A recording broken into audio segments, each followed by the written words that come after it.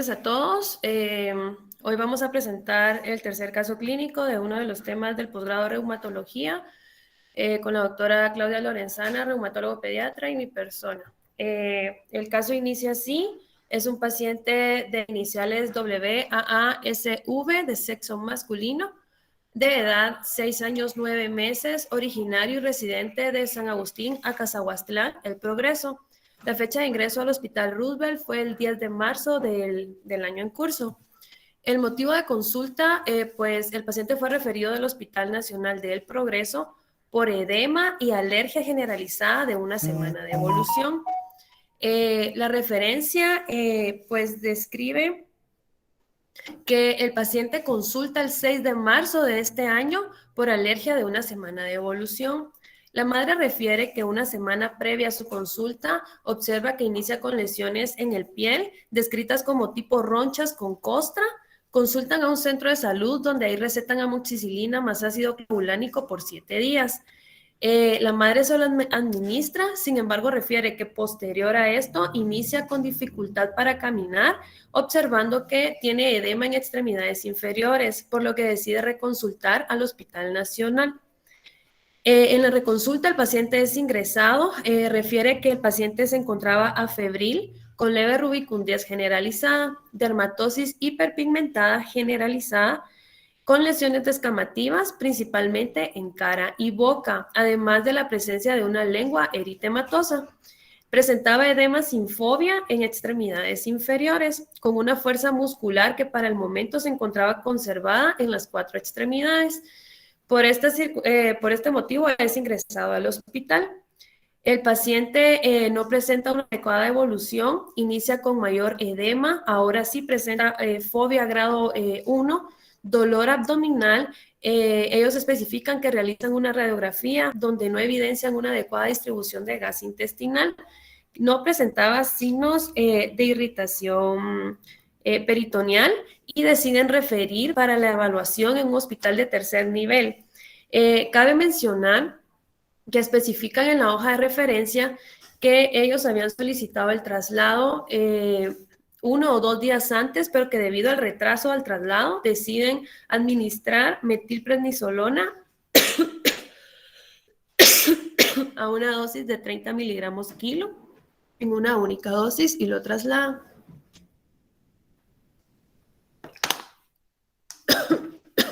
Disculpen.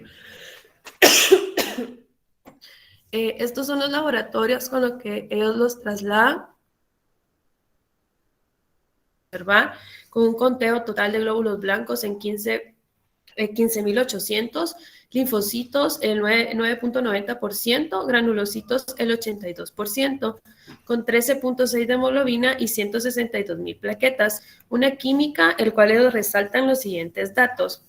Un aspartato aminotransferasa en 435, alanino aminotransferasa en 133, una creatinina en 0.26, boom 16, boom en 16, bilirrubinas dentro de valores normales y una PCR en su momento de 0.59.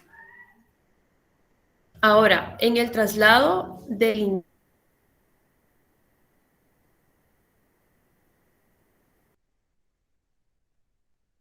indican que la referencia fue por edema y alergia generalizada.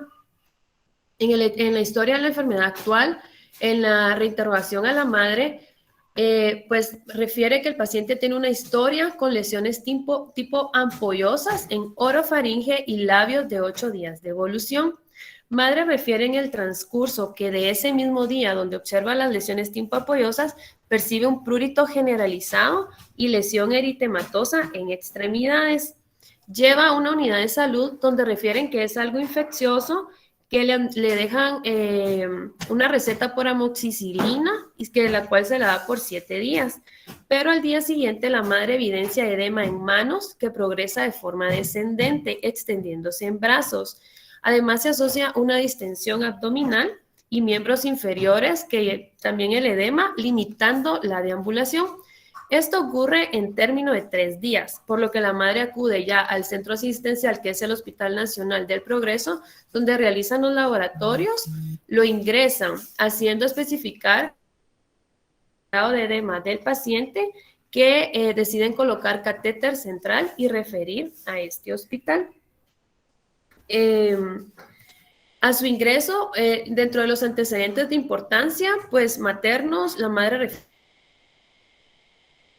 malformaciones congénitas, llevó dentro del control prenatal, pues nace por cesárea, indicado por una cesárea previa, atendido por médico en el hospital de Guastatoya, con un llanto al nacimiento espontáneo y un peso de 6 libras. Dentro de los antecedentes familiares, pues un tío materno presenta anomalías congénitas, no especificando cuáles. Niega complicaciones durante el embarazo y en el nacimiento del recién nacido. En las condiciones ambientales, pues cabe resaltar que en la casa viven 18 personas, cuenta con 5 habitaciones y que presenta todos los servicios. Tiene piso de cemento y no refieren tener mascotas. Presentaba el paciente un antecedente traumático, la cual era una fractura de clavícula a los 2 años de edad. Dentro de los datos positivos, pues vamos a hacer relevancia en estos signos vitales, ¿verdad? Tiene una frecuencia cardíaca a su ingreso de 135 latidos por minuto, 28 respiraciones por minuto, una temperatura de 37,1 grados centígrados, 96% de saturación al aire ambiente y una presión arterial 120/66 con una media de 90 milímetros de mercurio. Dentro del examen físico, pues describen la presencia de lesiones erosivas en labios y paladar blando, laterales superiores y laterales izquierdos. Marcada distensión abdominal con onda ascítica positiva, no logran palpar visceromegalia, pero sí existe dolor a la palpación profunda. En las extremidades observan edema sin fobia y lesiones con bordes definidos, eritematosos con áreas costrosas, sobre todo en pliegues.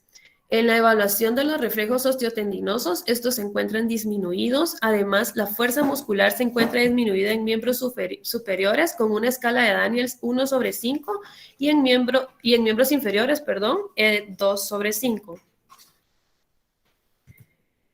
A continuación voy a presentar las imágenes de las lesiones que antes fueron descritas del paciente en su momento del ingreso. Esta es, pues, como podemos observar, lesiones eritematosas, parecieran en algún momento estar pruriginosas, sin bordes definidos, generalizados, estos en cuellos ya con lesiones costrosas, pareciera pues lesiones cicatrizales de rascado en toda la espalda del paciente. Y quisiera que notaran esas lesiones en los nudillos de las manos del paciente, en ambas manos. Otra en la porción del cuello. Las lesiones en la boca. Recordarán que en la descripción del examen físico del ingreso, ellos caben resaltar que los labios y la lengua se encontraban eritematosas. Considero que la foto tal vez no muestra este dato, sin embargo, tanto en la evaluación del traslado como del ingreso en el Hospital Roosevelt, sí lo describen como tal. Las lesiones que abarcan rostro y las lesiones en ambos párpados del paciente. Con los datos que antes, pues yo les mencioné, tanto descritos dentro del examen físico como las lesiones que observaron en las fotos, no sé si alguien podría indicar si tiene alguna idea del diagnóstico o qué podríamos pensar del diagnóstico del paciente.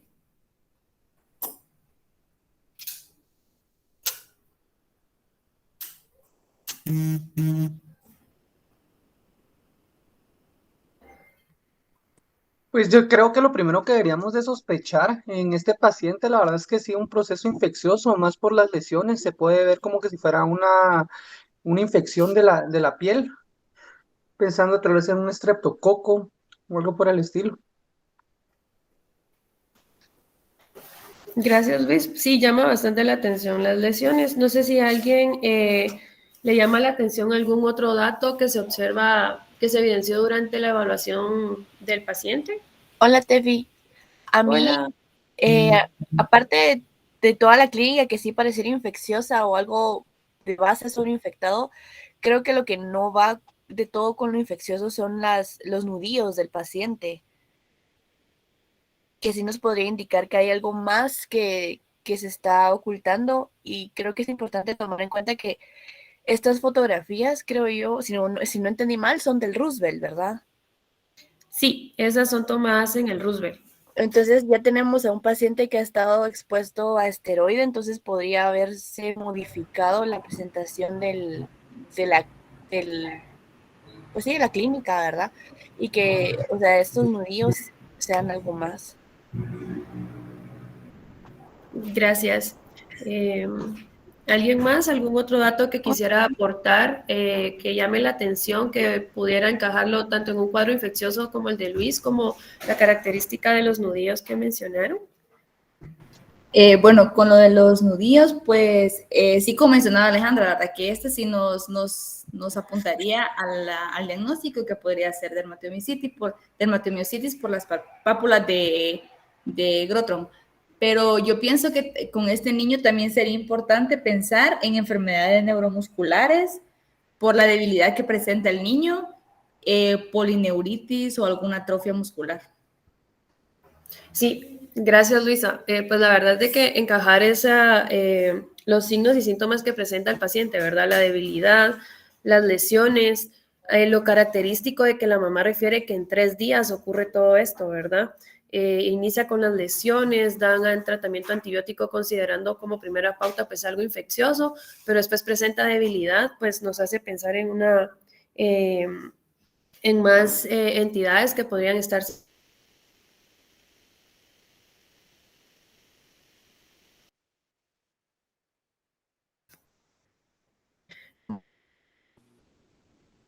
No se escucha. Por ratito se deja de oír, Tefi. Bueno, ahora sí me escuchan, disculpen. ¿Sí? Va. Sí. Gracias, disculpen. Bueno, a la emergencia y teniendo pues todos estos signos y síntomas, no sé si alguien quisiera solicitar algún tipo de laboratorio. Perdón, Stephanie, solo una pregunta. Aquí no les llama la atención el tiempo de evolución, ¿verdad? Porque realmente la mamá refiere que reinterrogándola, hacía 15 días realmente había iniciado con todo el cuadro. Sí llama la atención, doctora. Leyendo dermatomiositis dice que el inicio de la enfermedad es lento, se presenta al inicio con debilidad muscular y luego aparecen las características cutáneas. Sin embargo, en este caso, al parecer al niño aparecieron primero las características cutáneas, pero también refiere que en 1/3 de los pacientes puede ser de inicio agudo. A mí Sí. lo que me llama Sí, sí. la atención también es de que al principio, al inicio de la historia, dice que tenía una fuerza muscular conservada en las 4 extremidades.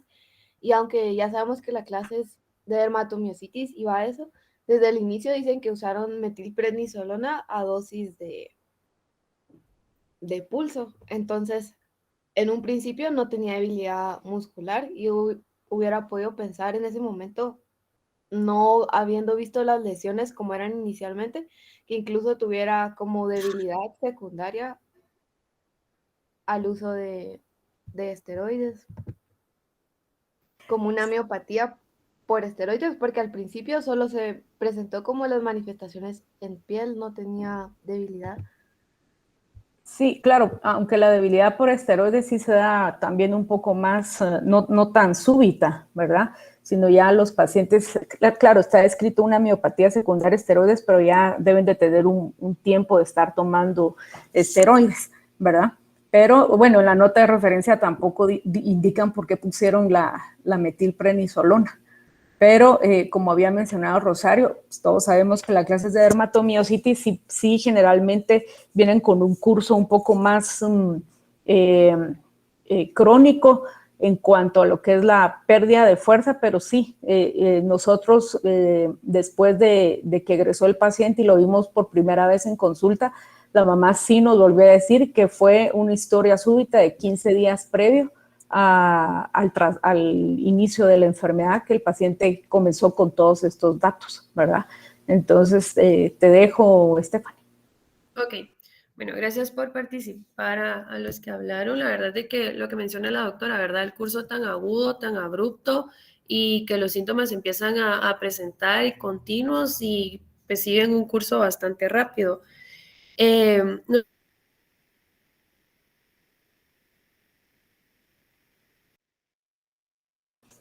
No te escuchamos, Stephanie. ¿Me escuchan? Ahorita sí. Ay, bueno, perdón, no sé qué pasa con mi internet. Bueno, no sé si alguien quisiera solicitar algún laboratorio.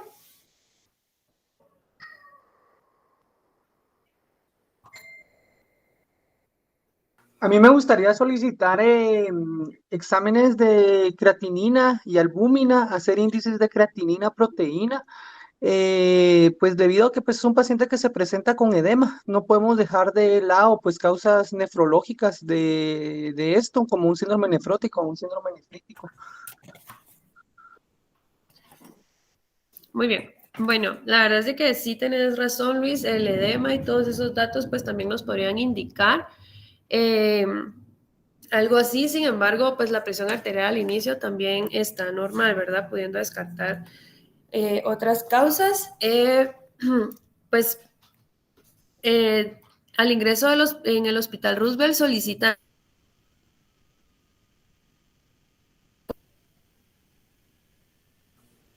con seguimiento, la cual ustedes observan ahí los valores, que llama la atención la presencia de 100 leucocitos y en el sedimento de 15 a 18 leucocitos por campo y pues la presencia de cilindros patológicos en regular cantidad.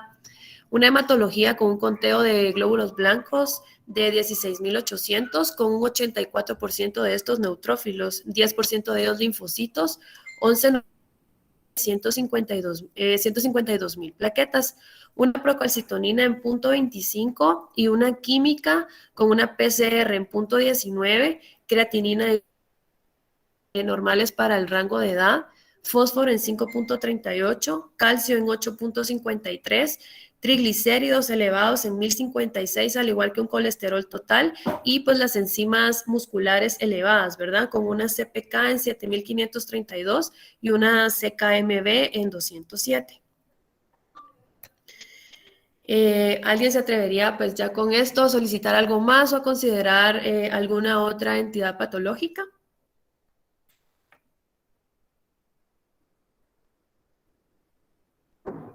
Creo que con las enzimas musculares que mencionaste, sí es bastante notorio el diagnóstico de una miopatía, ¿verdad? Y por las características cutáneas, sí se consideraría una dermatomiositis.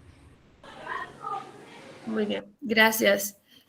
Pues en la evolución del paciente, para avanzar un poco en el caso, estando aún en emergencia, es evaluado por reumatología y medicina física y rehabilitación, además de cardiología. Reumatología, pues a la evaluación evidencia lo que ya todos pues notamos, ¿verdad? La debilidad muscular proximal, la presencia de pápulas de Groton en nudillos y un patrón heliotropo. Pues se evidencia en la química el aumento de enzimas musculares, sospechando claramente de una dermatomiositis. Sin embargo, por presentar proteinuria y trombocitopenia y dermatosis, pues sugieren descartar también una enfermedad mixta con un lupus eritematoso sistémico, sugiriendo realizar en ese momento un electrocardiograma, un ecocardiograma, un ultrasonido abdominal por el dolor que el paciente refería en ese momento, una procalcitonina, anti-SMIT, anticardiolipina del complemento y un FANA. Pongo aquí en letras amarillas que deciden iniciar teniendo pues los datos sugestivos de una dermatomiositis, inician metilprednisolona. Cuando la doctora solicita estos laboratorios, voy a presentar a continuación los resultados. La procalcitonina CPK, que para ese momento venían más elevadas, un CUMS directo negativo, y pues ustedes pueden ver ahí las pruebas reumatoideas negativas. por lo menos el complemento dentro de rangos normales, anticardiolipinas, tanto IgG como IgM negativas, anti-RO, anti-LA y anti-JO también están negativas. Además, un FANA, pues negativo, ¿verdad? El ultrasonido abdominal lo reportan normal para el momento del estudio, escaso líquido libre en corredera paracólica derecha, pero derrame pleural bilateral. El ecocardiograma es realizado debido a que el paciente inicia con dificultad respiratoria y el edema generalizado que presenta en ese momento. Sin embargo, es reportado como una taquicardia sinusal sin alteraciones del segmento ST, sin crecimientos vegetativos. Cardiología al evaluar al paciente sugiere glutamina y furosemida. El paciente con albúmina disminuida, además de un edema descrito y una radiografía que sugiere edema congestivo por aumento de la cefalización del flujo, ellos sugieren pues trasladarlo a...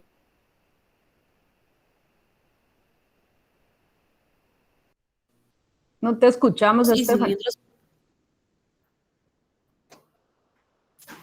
¿Sí, doctora? Te escuchamos, ahorita sí te escuchamos. Ay, voy a ver.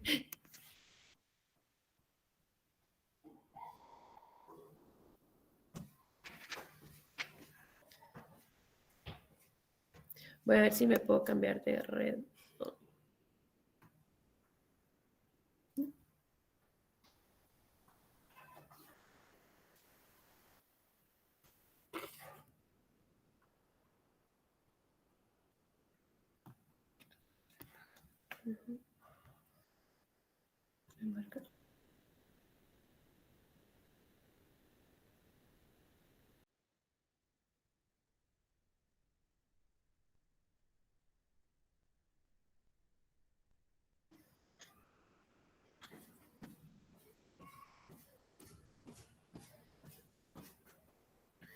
¿Y si hablas con el teléfono? Hace feedback. No, porque desconectas el audio de Ahora me escucha. Es que estoy desconectada. Sí, sí, Tefi. Ok. Sí. Bueno, es que no sé por qué me marcó esto. Bueno, voy a intentar, disculpen los inconvenientes. Bueno, pues continuando, el paciente es trasladado a shock, donde deciden iniciar pues la sugerencia de cardiología, ¿verdad? Dobutamina, furosemida a dosis bajas y por el estado del paciente, los 16,000 blancos, a pesar de una PCR y una procalcitonina negativas, deciden iniciar cobertura antibiótica considerando algún foco infeccioso de origen de orina, inician ceftriaxona y pues el paciente es trasladado a UCIP. Medicina física y rehabilitación describe el examen físico con un miembro superior derecho, pues hombro, una fuerza muscular 2 de 5, codo 3 de 5. Ustedes pueden observar ahí que los reflejos osteotendinosos pues están disminuidos, uno en cada uno de los miembros, y refieren nuevamente el edema en mano derecha, grado 1, y en los miembros inferiores. El paciente en UCIP es abordado por los doctores considerando en algún momento también por la trombocitopenia realizar pruebas de dengue, las cuales se encontraron positivas NS1 e IgG. En algún momento el paciente fue abordado como un dengue con signos de alarma. Sin embargo, por la situación de que el paciente necesitó oxígeno, por necesidad de oxígeno y por la por la necesidad de oxígeno, hicieron una radiografía en donde evidenciaron pues la cefalización del flujo. También por cuestiones de pandemia, los doctores consideran también realizar anticuerpos para COVID, considerando que el paciente podría cursar con un PIMS. Estos fueron realizados teniendo como resultados tanto la prueba cualitativa como cuantitativa negativos. Bueno, el paciente pues queda ingresado en UCIP, donde es abordado con aminas vasoactivas, las cuales fueron retirándose lentamente, al igual que el uso de oxígeno. Ahí fue abordado en múltiples ocasiones por reumatología, quienes continuaban con el tratamiento con plaquinol y con metilprednisolona. El paciente con adecuada evolución, pues es trasladado a cuarto piso, donde en algún momento presenta deterioro radiológico como dificultad respiratoria. El paciente es trasladado a especialidades para mejor monitoreo. Ahí se toman nuevos hemocultivos, esperando que el paciente no curse con ningún tipo de infección y así poderse iniciar los pulsos de metilprednisolona. Entrando pues de lleno al, no sé si usted quisiera agregar algo, doctora, para poder entrar ya al tema. Sí, Stephanie, gracias. Sí, de hecho, bueno, ya todos sabemos que es dermatomiositis, creo que es un poco más fácil hacer el diagnóstico. No decía en la nota de referencia y no desconocía que le habían puesto un pulso de metilprednisolona cuando lo refirieron, pero sí fue en el Hospital del Progreso donde ellos sospechan una dermatomiositis juvenil. De hecho, fue una residente del San Juan de Dios que está haciendo EPS quien me habló y me dijo que ella consideraba una dermatomiositis. Entonces fue cuando yo le dije que lo enviara.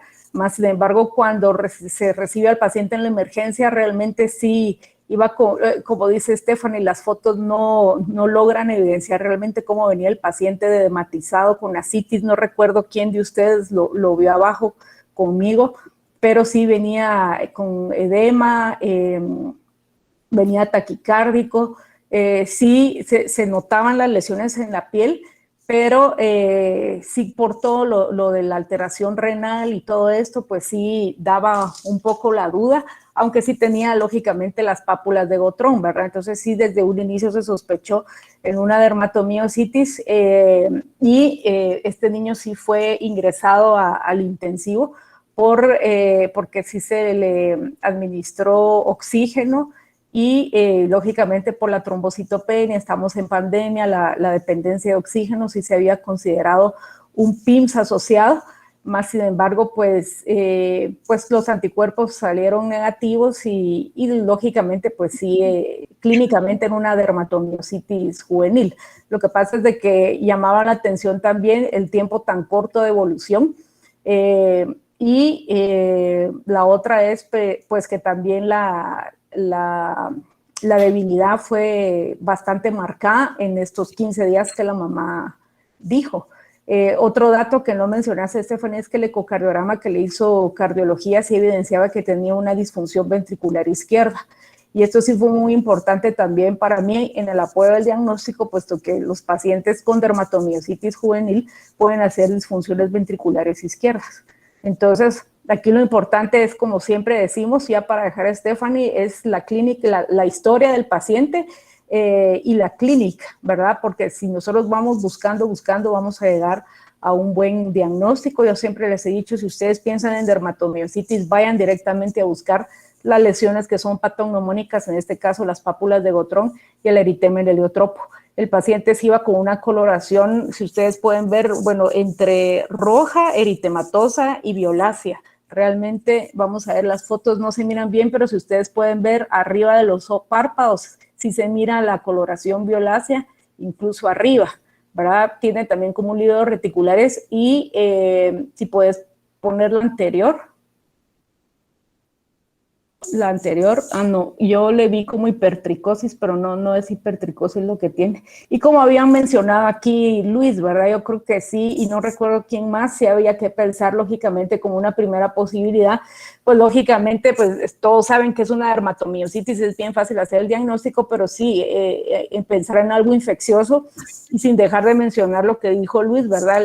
Lo del síndrome nefrótico, una alteración renal, el niño pues traía proteinuria, el edema, la citis, había que pensar en algo más también, ¿verdad? Pero sí las lesiones, y me imagino que fue por eso que le dejaron la amoxicilina, porque han de haber pensado en un impétigo, ¿verdad? Por la lesión que ustedes miran ahí costrosa en el cuello. Pero si vamos a buscar más, lógicamente quien no ha visto las pápulas de Gotrón va a ver esas lesiones como algo, no sé, como un infetio, como algo más. Más sin embargo, si ustedes van a ver, y me imagino aquí Stephanie nos va a hablar, sí son lesiones patognomónicas las que estamos viendo ahí en la fotografía. Muy bien, gracias doctora. Entonces vamos a continuar ya con el tema. Pues dermatomiositis es una enfermedad multisistémica que aún es descrita de etiología desconocida, que está caracterizada pues por lo que ustedes ya definieron, ¿verdad? Por una inflamación no supurada del músculo estriado y piel, con presencia de vasculitis como alteración anatomopatológica subyacente, que cursa con una debilidad muscular simétrica, rash y aparición tardía de calcinosis. Es una enfermedad rara, de naturaleza autoinmunitaria que algunos libros refieren de inicio antes de los 16 años. Es una vasculopatía caracterizada por la debilidad muscular proximal y simétrica, con elevación sérica de las enzimas musculares y las lesiones cutáneas que refería la doctora patognomónicas, que incluye el eritema heliotropo y pues las pápulas de Gotrón. Se clasifica dentro del grupo de las miopatías inflamatorias idiopáticas, afecta principalmente a los músculos y la piel mediante la lesión de los pequeños vasos. Sin embargo, puede afectar más que la piel y los músculos. Clásicamente, el pronóstico de la dermatomiositis juvenil era malo, con una mortalidad de más del 75% de los pacientes y el otro tercio con una afectación funcional permanente. En las últimas décadas, pues la introducción de nuevas terapéuticas y el diagnóstico más precoz ha disminuido la mortalidad de forma drástica y pues ha mejorado el pronóstico en estos pacientes. La epidemiología en Estados Unidos puede llegar a ser de una incidencia anual de 3.2 casos por millón de niños menores de 17 años. La edad media al inicio de la enfermedad son 7 años, siendo el 25% de los pacientes menores de 4 al inicio de las manifestaciones de la enfermedad. Tiene un predominio por el sexo femenino con una proporción de 2.3 a 1 en Estados Unidos y en Europa, específicamente en Inglaterra, en este libro, de 5 a 1. Dentro de la etiopatogenia, la refieren como una desconocida idiopática. Sin embargo, diferentes mecanismos patogénicos incluidos dentro de ellos, factores genéticos e inmunológicos predisponentes y el papel de algunos desencadenantes como las infecciones y luz ultravioleta, pues han sido identificadas. Probablemente mencionan que ha sido el resultado de interacciones entre los factores ambientales de un individuo que ya está genéticamente predispuesto. A diferencia de los pacientes adultos, los niños afectados pues no tienen mayor riesgo de neoplasia.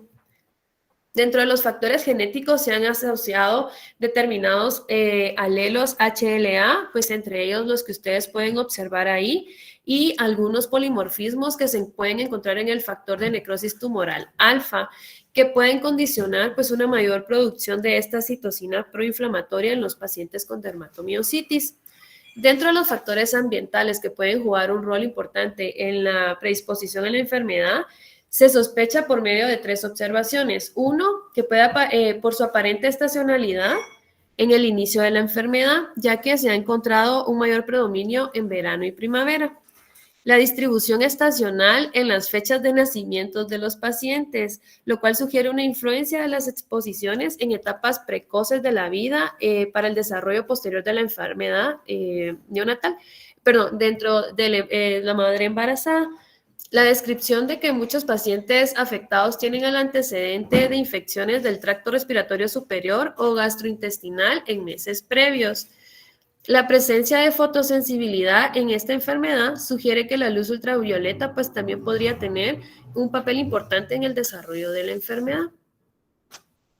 Dentro de los mecanismos inmunológicos, pues ya antes lo mencioné, ¿verdad? Que la combinación de factores predisponentes y desencadenantes llevarían a que una activación en el sistema inmunitario que por diferentes mecanismos, dentro de ellos la infiltración de linfocitos tanto P, T y células dendríticas en el músculo, con una lesión capilar mediada por el complemento. Produciría con esto una vasculitis inflamatoria, siendo esta vasculitis pues la responsable de las manifestaciones clínicas de la enfermedad. Esta inflamación pues no puede estar limitada a los vasos de músculos y piel, sino que también puede afectar a otros órganos, dentro de ellos pulmones, ojos, riñón, corazón. Pues dentro de las manifestaciones clínicas podemos dividirlas dentro de signos y síntomas constitucionales propios de la enfermedad, manifestaciones musculoesqueléticas, manifestaciones cutáneas y la calcinosis dentro de los criterios. Pues al manifestarse la enfermedad, los pacientes frecuentemente pueden presentar malestar general, fatiga, anorexia y de por lo general podríamos atribuirlo a un proceso vírico. Puede presentarse fiebre hasta en un 20% de los pacientes. En nuestro paciente, como ustedes se pudieron dar cuenta, no hay historia de fiebre. Los cambios en el patrón de la marcha en este estadio precoz de la enfermedad, pues deben hacernos sospechar de la afectación muscular. Posteriormente a esto podrían manifestarse las manifestaciones cardinales como el exantema, la debilidad manifiesta y la calcinosis.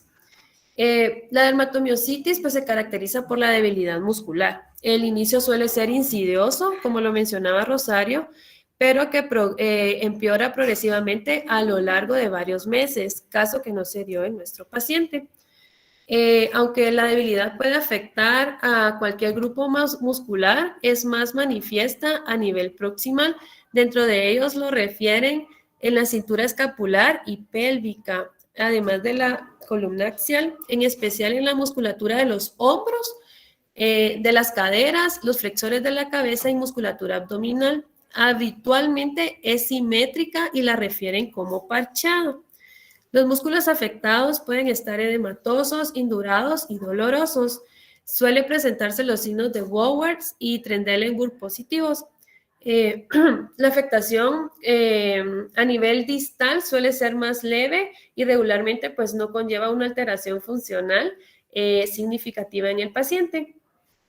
Hasta un cuarto de los pacientes pueden llegar a tener una afectación en la musculatura faríngea, hipofaringia y palatina, que son signos que deberíamos de tener de alerta en nuestros pacientes, que puede ser manifiesta como una disfonía, dificultades en la deglución, disfagia y una voz nasal. Pues aquí podemos observar el signo de Gowers en la incorporación del paciente, en donde utiliza sus manos pues para empujar las piernas y poder ponerse de pie. Y el signo de Trendelenburg en el movimiento de cadera, donde se da una asimetría al momento del paso. Perdón de Stephanie, solo es Gowers con G, porque lo pusiste con W. Es Okay. con G, sí. Es que lo puse al revés, perdón, doctora. Mi dislexia. Bueno, dentro de las manifestaciones musculoesqueléticas se ha también descrito la presencia de artralgias y artritis leve, pero no deformante ni erosiva. Puede aparecer al inicio de la enfermedad y puede responder bien al tratamiento habitual de la dermatosis. En presencia de una artritis significativa, siempre debe considerarse la presencia de un síndrome de superposición como el que vimos la semana pasada, ¿verdad? Una artritis idiopática, esclerodermia o características de una enfermedad mixta con lupus. Las manifestaciones cutáneas, que creo que son los signos patognomónicos de esta enfermedad, constituyen la clave para el diagnóstico, pueden ser autolimitadas y pueden tanto aparecer antes o después del inicio de la debilidad. Las más características, pues las mencionábamos, el eritema heliotropo y las pápulas de Gottron.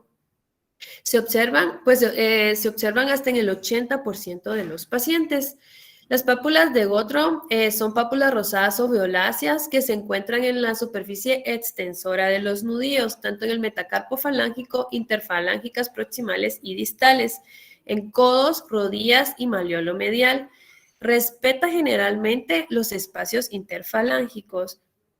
Consiste en sí en un exantema en las mismas localizaciones, pero como en forma de mácula, pues no puede ser palpable. El eritema heliotropo, que de verdad la diapositiva no lo muestra, pero en las fotos que me hizo llegar la doctora, en este paciente sí se observa la coloración violácea en ambos párpados, pues consiste en un exantema eritemato violáceo que se localiza en los párpados superiores. Generalmente se puede acompañar de edema palpebral.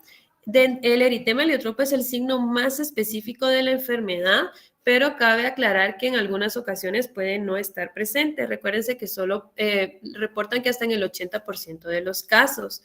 Algunos pacientes también suelen desarrollar telangiectasias en párpados y eritema amalar, que a diferencia del observado en lupus, no respeta los pliegues nasolabiales. La calcinosis puede ser un signo tardío dentro de las manifestaciones cutáneas de la piel. Puede producirse solo entre el 20 y 40% de los casos y se relaciona con la gravedad de la enfermedad cutánea. Si se asocia con la presencia de vasculopatía y el retraso en el inicio del tratamiento. Pueden aparecer en cualquier localización, pero generalmente suelen observarse en codos, rodillas y zonas de traumatismos. Pueden ocasionar dolor local, contracturas articulares, ulceraciones en la piel y pues pueden condicionar un peor pronóstico funcional por el dolor que causan. No suele observarse en el momento del diagnóstico, sino como les mencionaba, suele ser un signo tardío de la enfermedad. Las otras manifestaciones referidas en el libro, las afectaciones gastrointestinales, pues constituye una de las complicaciones más graves de la enfermedad. Por eso de que con nuestro paciente, al referir el dolor abdominal, pues teníamos opción de que existiera un líquido libre o que pudiera representar un signo de gravedad. Puede ser debido a la presencia de vasculitis que conduce a ulceraciones mucosas por oclusiones vasculares. Clínicamente, pues se puede presentar como dolor abdominal hasta una pancreatitis, un sangrado o perforación. La lipodistrofia se observa raro en el diagnóstico, pues suele aparecer desde un 14 hasta un 25% de los pacientes. Se caracteriza por una pérdida lenta y progresiva del tejido subcutáneo que afecta mayoritariamente a las porciones superiores del cuerpo. Por lo general se asocia con acantosis nigricans, hipertrigliceridemia y resistencia a la insulina.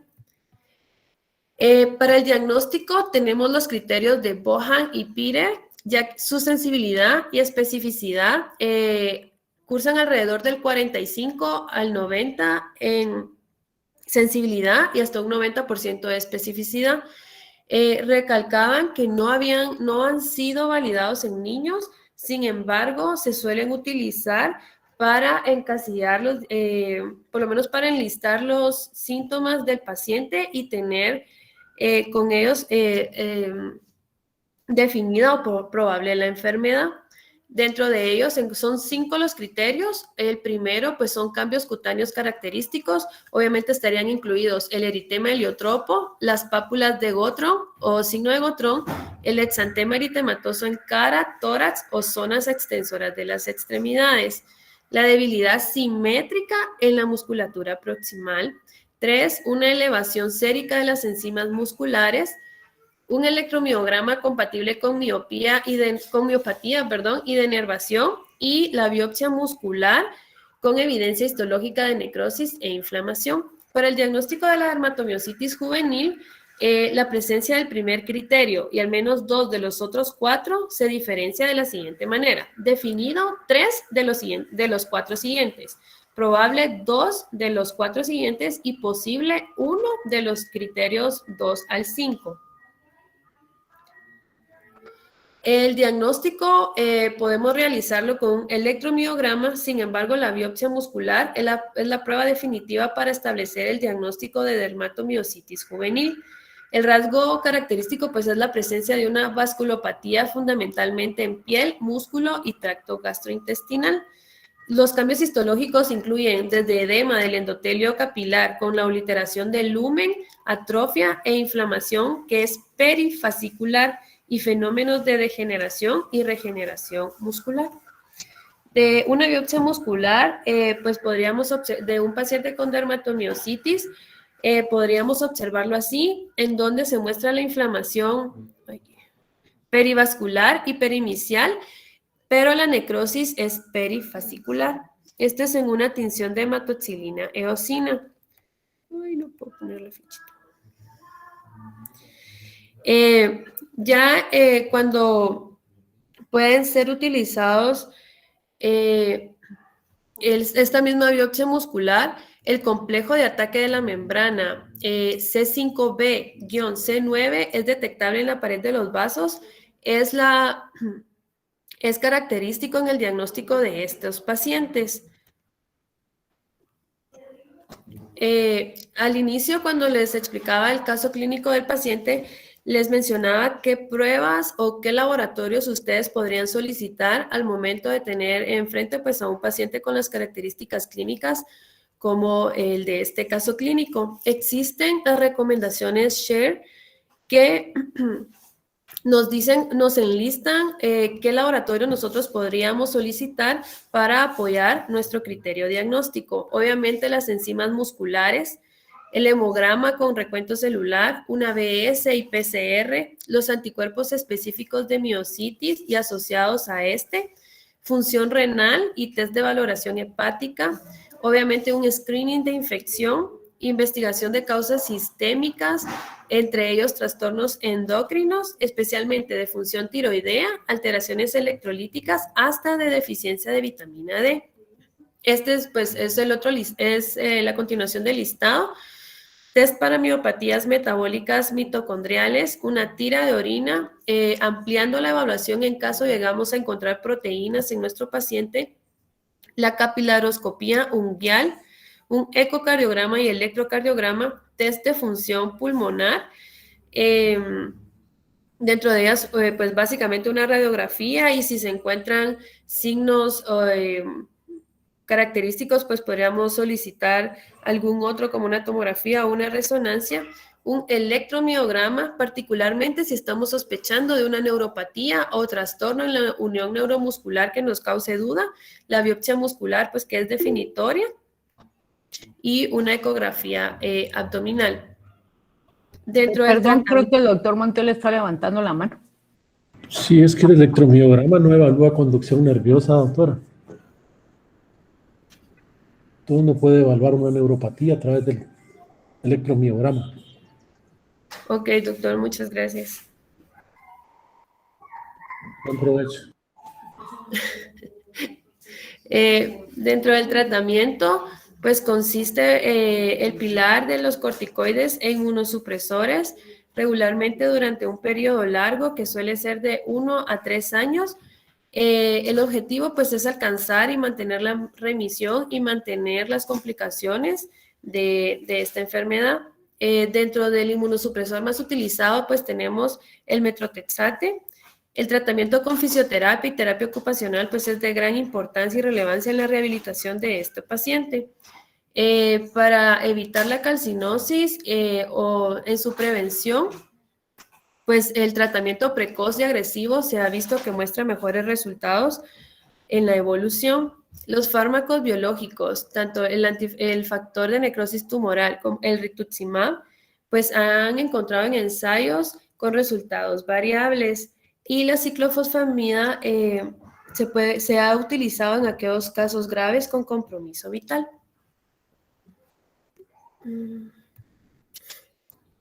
Esto era un video. Mencionaba también que la espectroscopía proporciona un estudio del metabolismo muscular y que podría ser utilizada por la gran sensibilidad que detecta el descenso en el metabolismo de los músculos afectados del paciente. Con esto terminaría, doctora.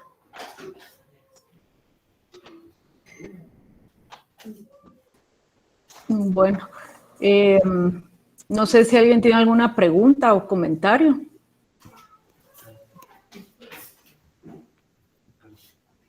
¿O todo está claro?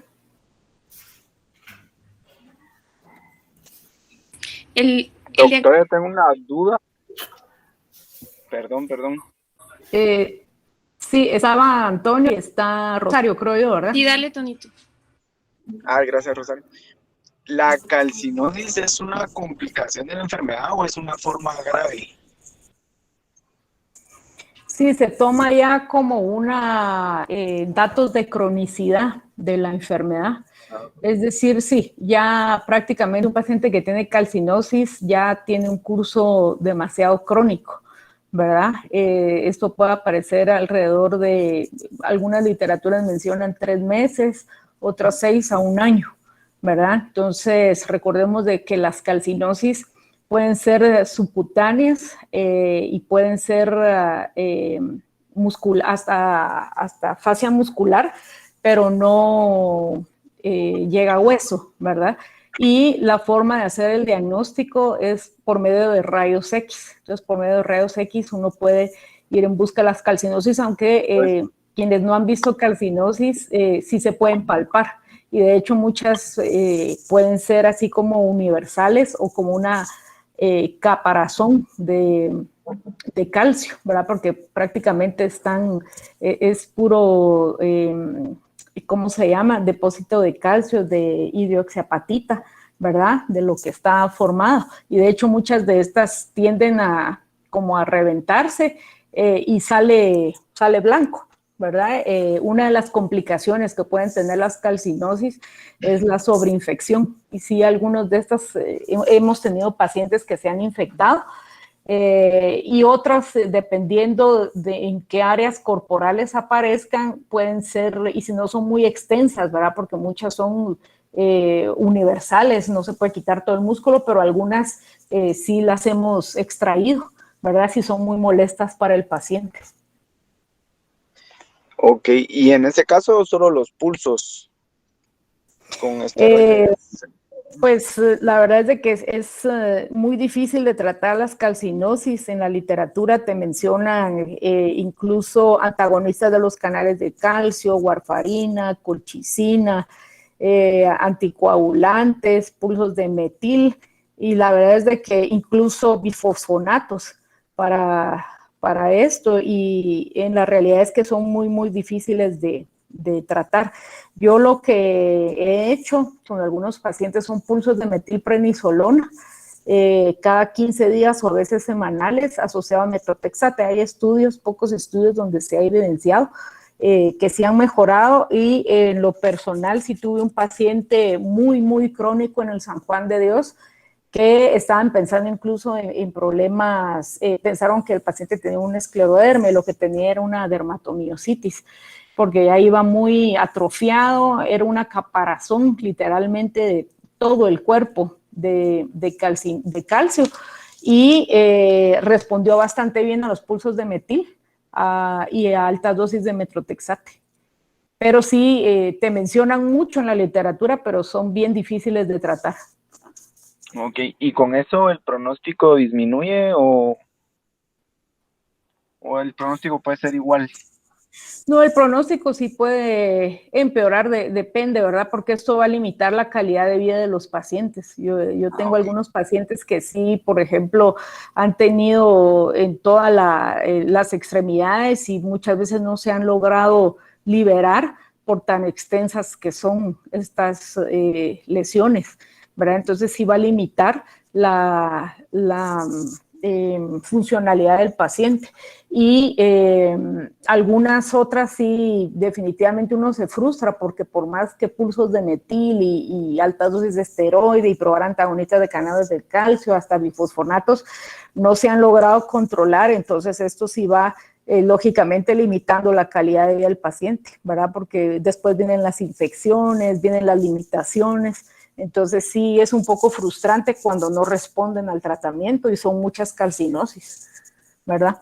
Ok, gracias. Vaya, Antonio. Doctora, una pregunta. ¿La presencia de lesiones cuando ya se ha terminado un tratamiento, podríamos tomarlo como una recaída, como de nuevas lesiones cutáneas? Perdón, de nuevas lesiones a pesar del tratamiento. Ajá. Sí, el paciente ya tiene tratamiento, mejora y presenta nuevas lesiones, sí se puede tomar como recaída. Recordemos que estos pacientes pueden tener varios comportamientos de la enfermedad, la evolución monocíclica, ¿verdad? Que es donde solo una vez, como quien dice, debuta el paciente, se da tratamiento y entra en remisión.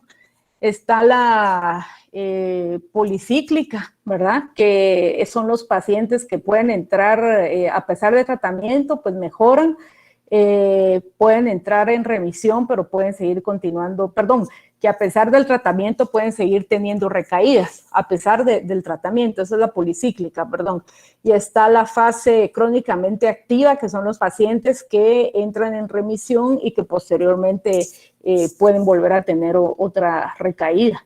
Entonces, uno tiene que determinar en qué fase clínica presenta el paciente, ¿verdad? Yo creo que los policíclicos son los que son los más difíciles de controlar y los que empeoran el pronóstico, ya que a pesar de tener altas dosis de esteroides, ¿verdad? Son pacientes que no se pueden quitarles el esteroide o bajarles algún otro inmunosupresor. Entonces, sí se consideraría ya sea nuevas lesiones en piel como recaída o, por ejemplo, pacientes que, aunque no tengan lesiones en piel, se eleven las enzimas musculares, también se toma como recaída. Un paciente que ya está en tratamiento, ¿verdad? Y que llegue con alteración de enzimas musculares, que hemos tenido también, y que no tenga lesión en piel, o hemos tenido otros pacientes también que tienen alteración de enzimas musculares y no tienen debilidad muscular, pero sí, todo eso se toma como una recaída, a pesar de tratamiento. Gracias, doctora. Doctora, perdone, ahí habla de que la evolución es insidiosa, pero realmente no nos dice un promedio del tiempo. No sé si usted, en la experiencia de haber visto a todos los pacientes con dermatomiositis, nos pudiera decir más o menos en cuánto tiempo se desarrolla la enfermedad y más o menos en cuánto tiempo después de la debilidad inician a aparecer las lesiones cutáneas. Sí, generalmente puede ser desde 3 meses, ¿verdad? Porque sí hay algunas literaturas, ¿verdad? Que te mencionan 3 meses o 6 meses de evolución de inicio de enfermedad. Y sí menciona la literatura, o sea, un tiempo estimado en decirte cuándo aparece la debilidad y las lesiones en piel no hay, ¿verdad? Pero sí pueden comenzar con la debilidad muscular, o no directamente con debilidad, sino que comienzan los niños con dolores musculares, artralgias, fatiga, más que todo el dolor muscular, y posteriormente ya los niños van poco a poco, ¿verdad? Dejando de hacer sus actividades normales. ¿Cómo qué? Y eso es lo que ustedes tienen que preguntar. Recuérdense que la historia clínica es importante. ¿Qué ha dejado de hacer el paciente? ¿Y desde cuándo? Porque muchos pacientes pues ya llegan muy crónicos, enfermos. Entonces las mismas mamás les van diciendo a ustedes, dejó, por ejemplo, de abrocharse su blusa, su camisa, dejó de ir al baño solo, dejó de comer solo, ya no puede vestirse, ¿verdad? Todas esas son las actividades diarias o cotidianas que el paciente hace y que es lo que dejan de hacer. O, por ejemplo, pacientes que ya comienzan a tropezarse, ¿verdad? Hasta que dejan de subir, bajar gradas, y todo eso ustedes lo tienen que ir dirigiendo ante un paciente que ya llega crónico. Aparte de eso, no es ley, ¿verdad?, que comiencen primero las lesiones en piel y después la debilidad, aunque muchas veces comienza primero la debilidad y después la lesión en piel. Y yo sí he tenido algunos pacientes que tienen meses de haber iniciado con lesiones eritematosas en la cara, en los brazos, en las rodillas, y como menciona el caso clínico, los han tratado como alergias, ¿verdad? Los pacientes también han tenido tal vez algunas otras características de artralgias, dolores musculares, y pues los médicos que los han tratado pues no se han percatado de eso. Pero sí pueden aparecer antes las lesiones en piel y después la debilidad, y viceversa, al igual que las artralgias o la artritis, ¿verdad? De hecho, uno de los diagnósticos diferenciales de dermatomiositis es artritis idiopática juvenil, porque algunos pacientes comienzan con artritis después comienzan con los dolores musculares, la debilidad muscular y después viene la lesión en piel. O pueden comenzar con artritis, la lesión en piel y posteriormente la debilidad muscular. Entonces es como muy variado esto, ¿verdad? Y en un inicio, así como las otras enfermedades, como el lupus, por ejemplo, pueden comenzar con astenia, dinamia, pérdida de apetito, fiebre, malestar general, y posteriormente ya comenzar con toda la clínica de un paciente con dermatomiositis juvenil. Y aquí pues entran muchos diagnósticos diferenciales que tal vez el doctor Montiel nos pueda decir, porque pues muchas enfermedades neuromusculares pueden ser diagnósticos diferenciales de dermatomiositis, lógicamente si no tienen la lesión patognomónica de la piel, ¿verdad? Sí, como usted dice, Claudia, acá particular, oyendo la clase, pues todas las distrofias musculares, las afecciones musculares transitorias, incluso los cuadros postvirales, ahora que estamos viendo COVID, que puede dar cuadros muy prolongados, ¿no? Pero básicamente sí, cualquier enfermedad muscular. Sí, exactamente. Entonces, gracias, doctor. Entonces, aquí lo importante, ¿verdad?, es que ustedes nuevamente, siempre se lo repito y se los digo, hagan una adecuada historia clínica, hagan un buen examen físico, lógicamente que estudien, ¿verdad?, porque si ustedes no estudian no van a ver muchas cosas, ¿verdad?, de lo que dice la literatura, que complementen con sus estudios y después ya ustedes armen todo el diagrama y sus diagnósticos, sus probabilidades diagnósticas, ¿verdad? En este caso, si ustedes piensan en una dermatomiositis, vayan a buscar intencionalmente lesiones de pápulas de Gotrón o lesiones en heliotropo, ¿verdad? Y lógicamente, si ya son pacientes muy crónicos, pues reinterrogar a la mamá qué ha dejado de hacer el paciente y cuál ha sido la evolución de estos, ¿verdad? Entonces, esto es algo importante. Lo otro es que muchos de estos pacientes llegan casi postrados, ¿verdad? Tenemos varios pacientes que sí llegan caminando, ¿verdad? Pero como decía Stephanie, como Trendelenburg, ¿verdad? Tienen marcha de base ancha, otros llegan en silla de ruedas, otros llegan postrados totalmente. Entonces, en este caso de los pacientes que llegan postrados totalmente o en silla de ruedas, siempre mídanles, por favor, lo que es el reflejo nauseoso, o si llegan con mucha debilidad o las enzimas musculares están muy altas, siempre tienen que ingresar estos pacientes a una unidad de cuidado por lo menos intermedio, ¿verdad? Por el riesgo que pueden tener estos niños de broncoaspirar. Y de hecho ya tuvimos hace años un paciente que sí tuvo una complicación, pues lamentablemente, y no debe haber pasado, ¿verdad? Y broncoaspiró en un piso. Entonces sí es importante tener en cuenta de que estos pacientes tienen que ingresar a una unidad de cuidado crítico, y si el paciente no deglute, pues ponerle una sonda, ¿verdad? Y alimentarlo con una sonda en lo que el paciente va recuperando poco a poco la deglución. Entonces eso es algo muy importante que les quería mencionar. No sé si alguien más tiene alguna pregunta o comentario. Doctora, yo tenía una pregunta. Sí, Carlita. Durante el seguimiento de todos estos pacientes, ¿se les realiza a todos por obligación biopsia muscular o nos podemos quedar con los otros criterios sin necesidad de biopsia? Sí, generalmente, pues, como Stephanie indicó, están los criterios de Bohan y Peter que sí se toman, y hay algunos modificados en donde mencionan la resonancia muscular como criterio diagnóstico para pediatría. Entonces, generalmente, por ser hospital escuela, yo generalmente si lo permite el paciente, sí les hago la biopsia muscular e incluso electromiograma. Pero si vemos los criterios de Bohan y Peter, pues lógicamente solo con la clínica nos podríamos quedar y hacer el diagnóstico. Claro, si hay oportunidad de hacer una biopsia muscular para documentarla, se puede hacer la biopsia muscular, pero no es necesario hacer una biopsia muscular a todos los pacientes o hacer un electromiograma, ¿verdad? Pero sí, generalmente por ser hospital escuela sí los documentamos bien. Lógicamente muchos pacientes llegan con mucho dolor por la misma inflamación muscular, entonces primero dejamos de que se alivie el dolor para poder hacer el electromiograma, para que no sea muy doloroso para el paciente, ¿verdad? Entonces eso también es algo importante. Y lo otro importante, antes que se me olvide, es el tratamiento con rehabilitación, ¿verdad? Porque eso es una parte muy importante para la recuperación de los pacientes con dermatomiositis. Gracias.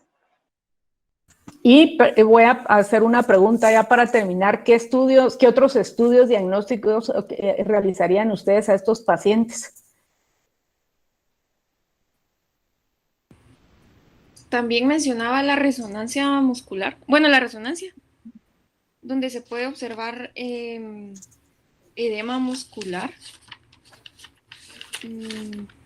Sí, de hecho la resonancia magnética, idealmente las biopsias musculares se deberían de hacer bajo guianza de resonancia magnética con extracción sustracción, perdón, de grasa. Pero bueno, en nuestros medios no podemos hacer eso, ¿verdad? Entonces, no lo solicitamos así como de rutina, una resonancia, pero sí lo describe la literatura. ¿Qué más solicitarían? Un ecocardiograma y un EKG, porque Ajá. pueden tener alteraciones de la conducción.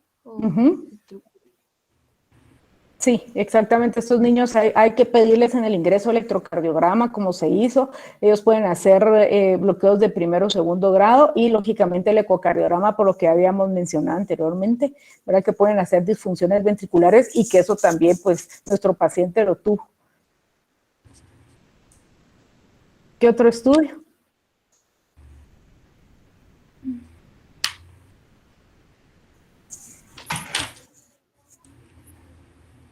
Las pruebas de función pulmonar también se pueden pedir, doctora, por lo de la dificultad o la insuficiencia respiratoria que pueden presentar estos pacientes. Sí, se podrían tomar pruebas de función si el paciente pues tiene suficiente esfuerzo, ¿verdad?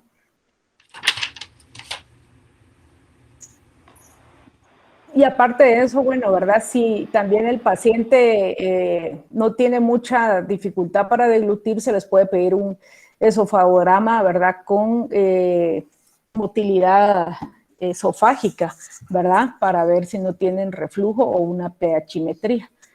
Siempre teniendo cuidado de que no vayan broncoaspirar, eso también depende. Recuérdense que también estos pacientes tienen que ir a oftalmología, ¿verdad? Ellos también pueden hacer también vasculitis a nivel ocular y, lógicamente, pues todo el manejo multidisciplinario que el paciente vaya requiriendo. No sé si alguien más tiene alguna otra pregunta o comentario para dar concluida la clase. Doctora, perdone, con respecto al signo de Chal que se menciona en dermatomiositis, se evidenciaba en las fotos justo en el cuello. ¿Ese podría ser o es diferente? Sí, el signo del Chal generalmente, bueno, lo mencionan más en adultos, igual que las manos de mecánico, ¿verdad? Pero lo del cuello, yo creo que sí, porque no, eso se miraba más como una costra, ¿verdad? Yo no descarto que realmente eso sea sido algo infeccioso, ¿verdad? Porque el signo del Chal, como lo menciona, ¿verdad? Puede ser como un Chal el que tiene, pero eso parecía más como una costra que un signo del Chal.